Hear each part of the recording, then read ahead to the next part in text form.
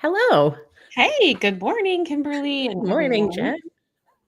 And this is That Vegan Morning Show. Vegan morning show. Yeah. We are Um, live again. Yay, we're back. Yeah, we took a little hiatus last Monday because we thought it would be nice to not have to get up early since we didn't have to get up early for our day jobs. We're like, you know what? Let's sleep in. Did you sleep in, Kimberly? No, not really. Aw. I was awake by 7, I think. So, a little later. I slept in a little later because I didn't have to get up, but Mhm. to be ready for 7, but I woke up at 7. How about you? I got up at 7:40. Well, I always wake up early, but then at like around 5 a.m. I got back to sleep and then I slept till Oh, like 7:45. So nice. that's sleeping in for me. Mhm. What did you do this weekend?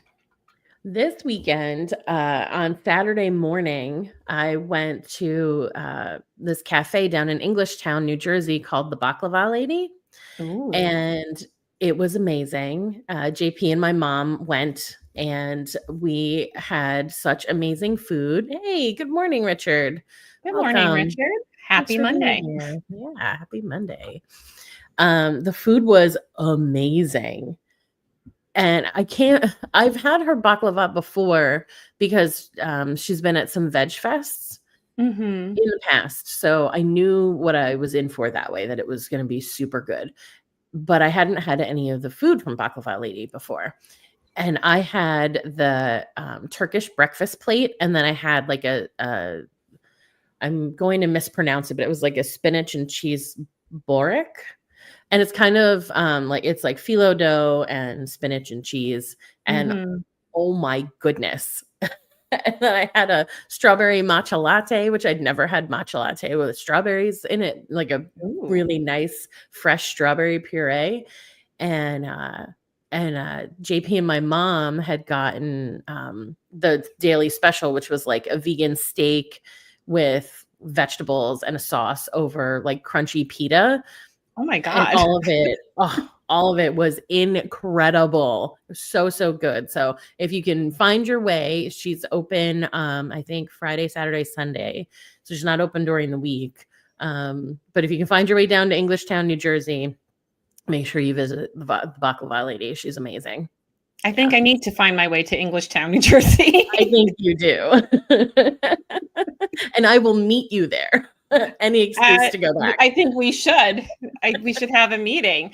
And we Yes, actually did meet up last weekend, you which did. we'll talk about in a moment. But before that, I'll just share real quickly. I went to the Veg Out event by the Capital Region Vegan Network. Mhm. And that was in downtown Troy, New York yesterday. And I brought my non vegan husband with me. He came to keep me company. Nice. And I was so excited to see Yeah Dog there. I Yeah. love Yeah Dog. I discovered them back in October at the Albany Veg Fest. And they're like no garbage processed ingredients in their hot dogs. And I had this hot dog. It wasn't on their menu, but I remembered they had it at Albany and they still made it for me. And it has their cashew mac and cheese on top with Mm. coconut bacon on top and like, I don't know, other drizzly things it was just really good. And I always had like their New York dog and yeah, and then I just wanted some really good cookies. So I found some really good cookies. Um, yeah, it was really good. And real quick, someone else we know who's going to be a future guest, Angela Crawford, was there Mhm. selling her book. Got to meet her in person finally. We both Awesome. know her from the Vegan Business Tribe. And I purchased her book, The Vegan Transformation, and we're going to have her on June 23rd. So it'll be nice to chat with her. Yeah. Awesome. I can't wait. Yeah, I got to interview Angela for my podcast, Did You Bring the Hummus? Which it hasn't come out yet, but it's in the queue for release probably in the next like month or so. And it was Nice. really fun. She's amazing. And then she'll also be in my neck of the woods next month, July 25th. She's going to be at Ethos Farm and she's going to do a talk with her book. And so I can't wait because I'll get to meet her then. That's so fun. Yeah, that we Yeah. both get to, hang out with her and talk to her at different times. And yeah, I've had her on my channel, The Confident Vegan, a couple of times. We spoke last year about, oh my God, I'm blanking out on what we talked about.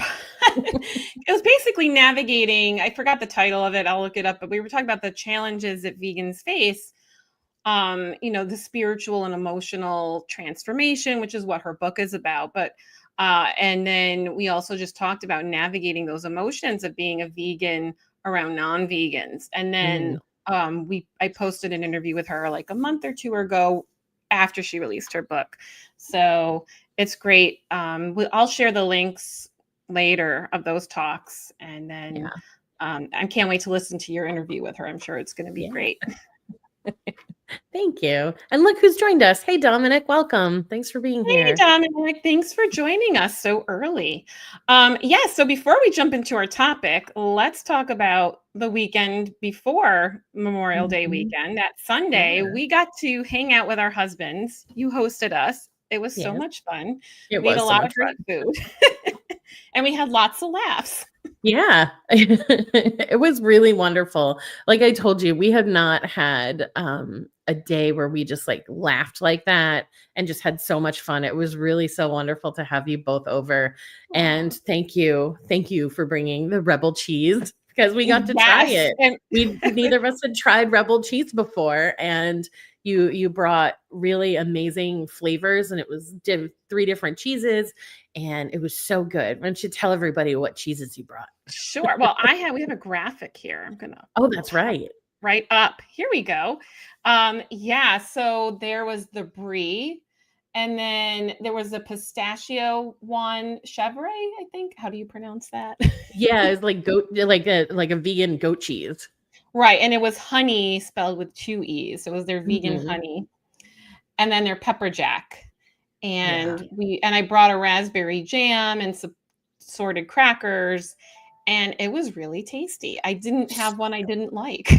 Yeah, same. And we have finished Jen kindly left the what bits of cheese were left here at our place, and we finished it like within the next day. So As you should have, because I would have done the same. yeah, so good.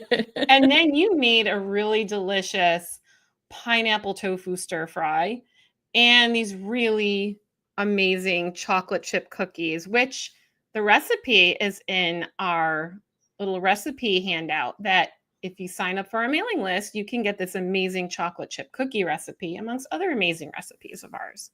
Yeah, and the link to sign up is in the description, but I will also put it in the comments so people can have it there as well. Awesome. Thanks. And then, yes, and then quickly, can you tell us the cookbook? Because you make so many things from this cookbook that you're always telling Oh, me about. yeah. This has been the greatest cookbook that I have purchased in a very long time, and I'd actually got it out from the library first because I wasn't sure, Mhm. 'cause I try not to buy if I don't need, something new. There's so many, I have so many cookbooks. But anyway, it is called The Peaceful Kitchen by Mm. Catherine Perez. Catherine Perez is a dietitian, and the recipes that she's created come from a place of making sure that each dish is nourishing and has what you need to kind of hit all of the different like aspects of a really nutritious, filling, healthy meal. And everything I've made from this cookbook, and at this point I've probably made half of the recipes. Every one of them has been amazing, and now Mm. they are all in regular rotation. They're so tasty, and they are really easy to make. There hasn't been a single recipe where I felt overwhelmed by the amount of ingredients or the steps for each of them. It's been really great, and I really would recommend anybody looking for a new cookbook to check that one out. That sounds great. I know I keep saying I'm gonna check this out, but it's definitely on my list of when I do get another cookbook, which I get so many. I need to get the library habit. But no, I go to Barnes& and Noble, and I've been pretty good lately, but At some point I need to just do videos of making things from my cookbooks. So yeah, it sounds like a great cookbook for like a busy work week where you want healthy, tasty food that's not complicated. Yeah. Awesome stuff. Well, yeah, so it was a great time. Thank you. Thanks again to you and JP for hosting us. I'm looking forward to our next adventure. Yes. Yeah, we can't wait to have you back. It'd be awesome. And yeah, come and visit us too. We have all kinds of exciting things here. Yeah, that's true. There's always like no shortage of like things to do in the summer. Yes, that is absolutely true. And like you live so close to like this cute little downtown where we can walk around and there's like a waterfall and like really cute little shops. Yeah. Yeah, always a great place. I never get sick of going there. But now shifting gears, we have some big stuff to talk about today, especially you shared a couple links with me a couple weeks ago about an owl who had, and I have the name written down. Flaco. Amber. Well, it was Amber the great horned owl, but Flaco was another owl last year who had the same fate, right? But this was another example of an owl dying because they got poisoned by rodenticide. Yeah. And this, with we were talking about how like the summertime, and then I had seen an article about pollinators. It's so funny how we'll start looking into one article and then we'll find other things just naturally just gravitating towards us to kind of support the topic. Yep. Like the universe was telling us to talk about this today. Yeah. And so with the summertime and gardening, right, people are thinking about, they get the weed killers and, then there's the rodent side and all the other types of pest removal that can be really, really harmful and detrimental to the environment. And then you can also end up poisoning your pets, right? Because if you're using toxic pesticides, and then you're, and bugs don't necessarily die right away when they're poisoned, right? So they can walk through the poison, ingest the poison. Your cat can then catch the bug, eat the bug, and now you've poisoned your cat unintentionally, right? So these are the things that people aren't thinking about when doing these things. So I don't know, what are some of your thoughts on all of this, Kimberly? So my first thought is I hate that we even use the word pest. Like who decided that these animals are pests and other animals are not, And the idea that we would want to kill animals simply because we find them in our home here and there, really, like, it just really speaks to the way humans kind of view ourselves as like the top of all things and the deciders of the fate of others. And I really don't like that. And I wish that we could have a different take on this, because like we keep building and we keep building and we keep encroaching on where the animals have always lived. And like I live out in Northwest New Jersey, where we have tons of bears, and every year there is a talk about a bear hunt, and I'm sure we'll have a whole other episode on this kind of stuff.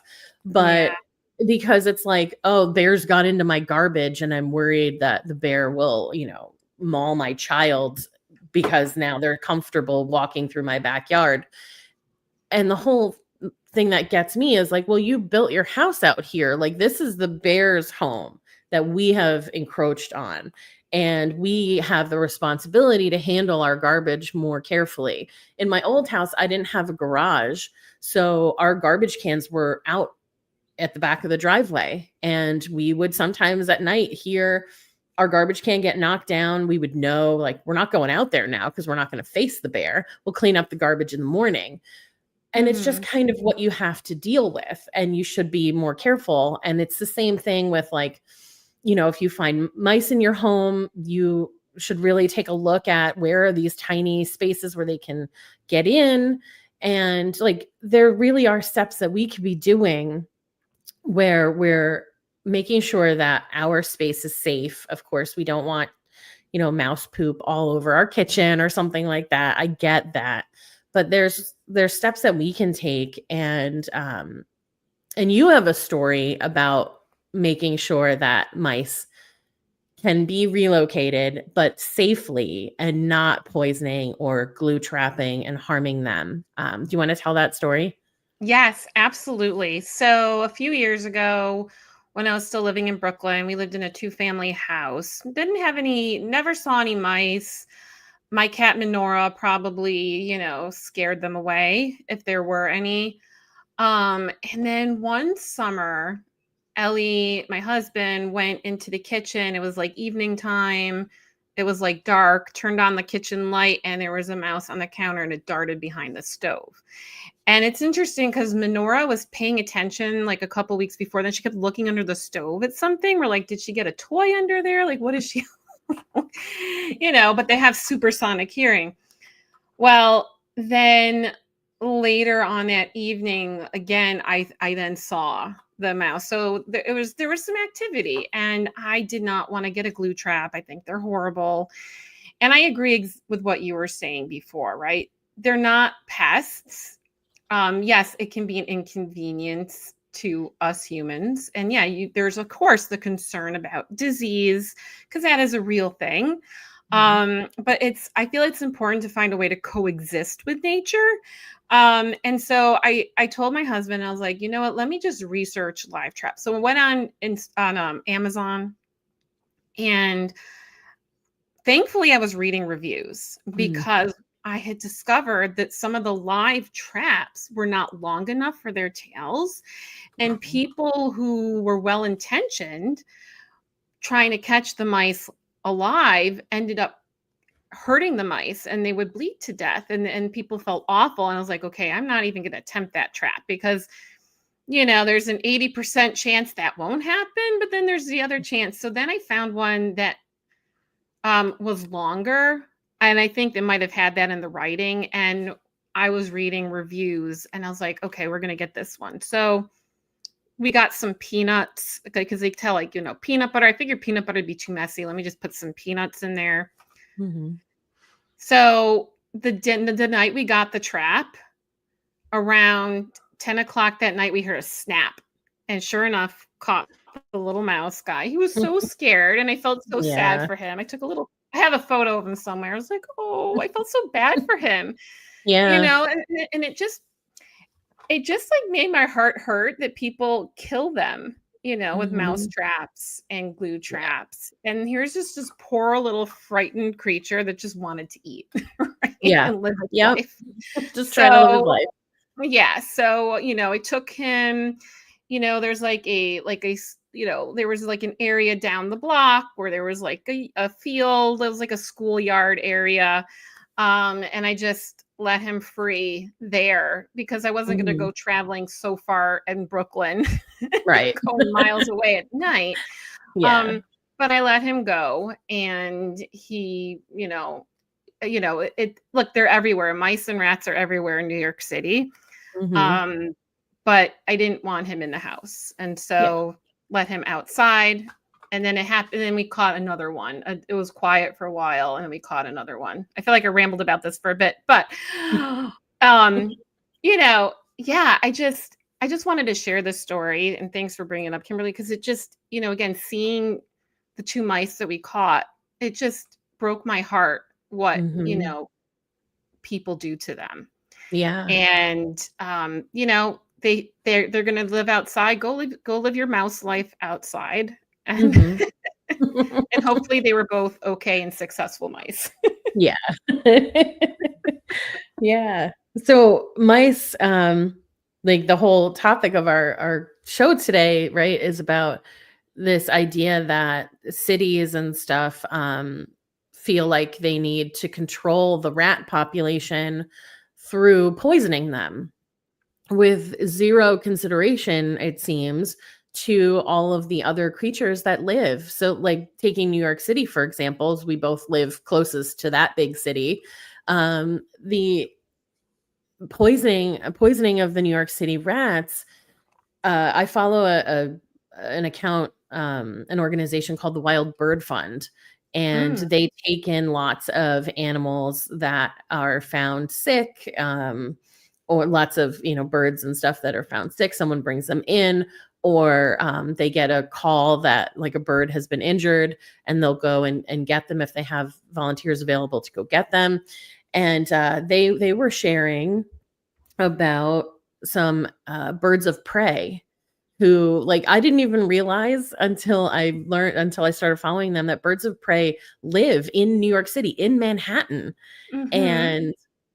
And you don't think of, I mean, there's Central Park, of course, where there are trees and things, but you don't think about these birds like living in Manhattan amongst all the skyscrapers and stuff, but they do.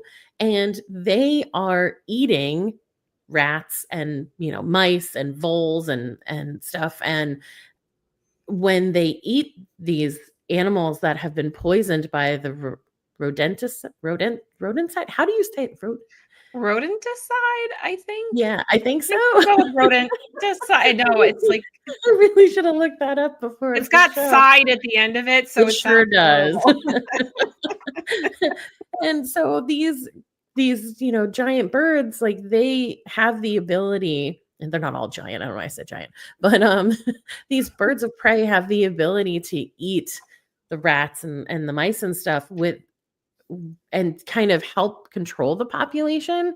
And what I learned through that organization is I found another organization called RATS, and it stands for Mhm. Raptors Are the Solution. And if you set up, and I got a little concerned at first because I was like, oh gosh, are we talking about now trying to keep these birds of prey kind of in captivity to then send them out to eat the rats and stuff and then take them back in? But no, that's not what they're suggesting. You simply need to set up nesting boxes around where you'd like them to hunt. Mhm. And they will come to the nesting box and they will hunt in that area. And you don't need to feed them. You don't need to care for them. You can let them live wild and help maintain, help control the population. So, of course, like, I'm sad thinking about all the rats being eaten, but that's, circle of life, I guess, right? Right. And certainly, now we're not poisoning them, but what broke my heart was the story of Flacco, who is a Eurasian eagle owl, and he had been in captivity, had gotten out, and was living. I think it was months, maybe close to a year. He was just living out in New York City, and Mhm. they found him dead on the ground after a window collision, and they think that he had been disoriented from eating rats that had been poisoned. Yeah, because I was reading about that story just to refresh my memory on it because I remember when it happened. It happened like I think a year ago or so. Um, but yeah, he had high levels of rodenticide, uh, that stuff. Yeah, he had these toxins in his body, high levels of it, and I want to circle back to what you were saying, right? It's about, I mentioned before, like coexisting with nature, right? Mhm. So you're inviting the raptors to come to this habitat, which is their, instead of taking away, you're inviting them. And yeah, it's just part of that circle of life. Like they're keeping the rodent population down, but that's their natural way of living. That's who they are, right? You can't stop a carnivorous animal from being a carnivorous animal, right? Lions are Right. going to hunt their prey, but that's again being respectful of nature. We don't have to do factory farming to Right. survive, Yeah. right? they and they don't do factory farming either, right? They're like living, they're just being their natural selves. Mhm. And being humans, we can make different choices, right? And I think part of it is, right, we want a quick fix. And when something is seen as a pest, we want a quick fix to that situation. And there's ways that we can be strategic about that.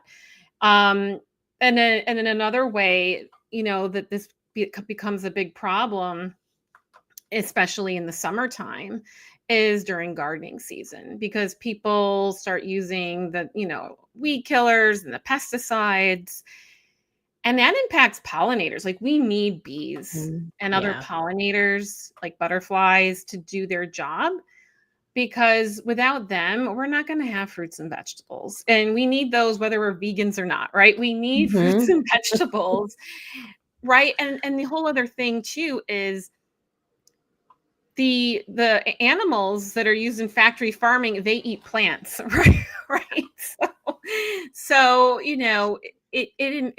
so it impacts everything, right? The animal feed's not going to happen. Nothing's going to happen if nothing's getting pollinated, Yeah. right? And so pollinators are really, really important. And if bees are already in danger, and right, we need to do more to help them and invite them. And so there's ways that you can work with nature, like peppermint oil can keep away certain pests, so you can spray that. Something I do, like I do potted gardening, I sprinkle cinnamon Mhm. and on top. If I start seeing little nibbling on my leaves, I'll just sprinkle cinnamon in Yeah. there, and for the most part it works, and I'll sprinkle it on the leaves because they don't like the taste of it. And Mhm. so yeah, my plants are covered in like brown cinnamon, but no one's getting harmed in the process. Right. Yeah. Cinnamon is good too, to put around the perimeter of your home if you get ants. Uh, Ah, Ants don't interesting. like cinnamon either. And I would say if you have cats, put it outside, because you can put it inside along like the windows and stuff if they come in that way. But cinnamon is not good for cats. So I would say Mm. if you have cats, leave it outside your door so that the ants aren't like coming over the threshold. That's a smart idea. Yeah, I didn't even know about the ants, but that makes sense. They like to, I sprinkle it in the soil of like some of my house plants, because when the weather gets warm, the flies, like the little fruit flies, like to go in Mhm. there. And so they stay out when I Yeah. keep cinnamon sprinkled in there. Mhm. And so yeah, with a little research, we can, take care of this planet better. Because again, I think it's about coexisting with nature. They were here first. We moved in and took over. And there's a way to work with nature. And I like what you're talking about with this raptor solution. Um, because New York City has so many issues, too many to cover in Right. a In few this minutes left. episode. Yeah. But, you know, if there's better care with garbage, right? And just which they started working on with that. I think they've changed. I heard they're like changing the garbage removal process there, and people having to get like the plastic bin, or like the bins that are like enclosed. I don't know. I know that there's more money involved in people now having to invest in these things to not get fines. I don't know. I just know I haven't lived there in a couple of years now, but I know I heard something that they're changing some of that. Hmm. But that's the thing, right? What are things that can be done to, improve that? And in the subways too, I always see signs when they put down rodent side. They'll have like a Mm. little sign there. And it's I don't see how it can't just be good, Right. because again, No. cats can get these mice, Yeah. and just the whole trick, and then the birds. Right. Oh, yeah. I was putting something else in the chat, but let me go here first. And can I? Yeah. Oh, interesting. Oh, So the other picture took us away. This one is good. So we're both still here. So this I found on the Raptors Are the Solution website, and it is an image that shows us exactly what we've been talking about, where the little box of mm. rodenticide is at the bottom, and so a rat will eat it, and then look at all of the connections Oh, from wow. as rats are eaten who have been poisoned, and look at all of the different animals that they will poison, because maybe, they get eaten by one, and now that animal has taken in that poison, and maybe before that animal dies, another animal, one of their predators, eats them. And Mhm. if and so it keeps, and I don't even know, like, does it get more concentrated as it moves through? I'm not sure, but look at all of the different ways. And I think, like, look, even in the water, so we're affecting animals in the water too. And it's just, there's got to be a better way. So, neither of us are city planners, and we don't have the education or experience to really speak to, the leaders of cities and how they should manage this. But knowing that there's some organization out there like Raptors Are the Solution, like, there are other options that cities can look at. And then, Mhm. as you were talking about, Jen, with gardening, what I was putting in the chat is a link to one of our friends and colleagues, Meg Kelly of Learn Veganic. And Ah, yes, Meg her is great. Yeah, so Meg will teach you how to garden the vegan way. And she's a great resource. She has courses. They do a free summit every year. So if you are a gardener or want to become a gardener, Meg and Learn Veganic can teach you how to do it without harming anyone, outside or yourself. So it's a really great resource. And I hope that you check that Definitely. out. I interviewed her last year as well on the Confident Mhm. Vegan. So great, yeah, great conversation that we had. I'm just gonna post in the comments. All right, how do we share a link on? Oh, we can just put in here. I haven't shared a Yeah. link on here before. Do you just post it as a comment? Yep. Yeah. So Okay, hopefully that there we works. go. Yeah.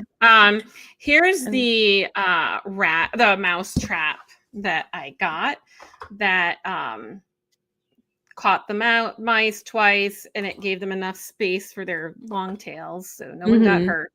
Yeah. And I even posted a review with our first catch, letting them know that it worked, because I wanted to help them sell more of these. So, Yeah. um, and I think in my review I had a little picture of our little friend that we caught. I love that graphic that you showed with the toxic food chain. Like, you don't learn about this in school. Like, and of No. course, I mean, I went to school a million years ago, but when I was Same. right? But in elementary school, back when we were in elementary school in the 80s, there was no talk of the toxic food chain, right? No. Mm-mm. There was just the other food chain. Right. Um, and some of that's even changed, right? Like, Mhm. but yeah, I feel like that's something there needs to be more information about, right? It's Yeah. and that's what we do as vegans, right? We become more intentional about our actions, because one thing doesn't it's not just the one thing. There's a whole other Right. chain reaction of things surrounded by it, whether it's buying animal products or using rodenticide or pesticides. All our actions have an impact. And so it's, how can we be more intentional, and just, it's not about being perfect, but just doing better, Yeah. because the planet is hurting for so many Mhm. reasons. And, if there's things that we can do to make it better, then we should do them. Yes. 100%. Awesome. Well, we didn't even get to our other topic, which was going to be vitamin D.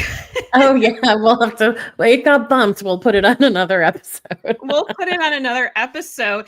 Next week, you're going to be live with a special guest. Do you want to We take a are. moment to plug your special guest?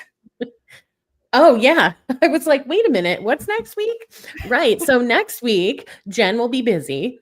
And so JP, my husband, will be joining. And we've got a few ideas of topics, but I'm not certain on it yet, but it'll be fun. And it'll be amazing. And I'm looking forward to watching it. So, yes. Thanks. Yeah, my stepson is graduating college, so I have to miss that. But I'm looking forward to watching you and JP. I know it'll be awesome. Yeah, be a good time. All right, everyone. Thanks for tuning in. If you're watching the replay, let us know where you're watching from. share any tips that you have. What has successfully worked for you in, managing so-called pests, right? Mhm. Um, what tips do you have? Have there been any products that have worked well for you or any other resources? We'd love to hear from you. Yeah. All right. We'll see you. I'll see you in a couple of weeks. Kimberly will see you next time and talk to you soon. Bye. Bye.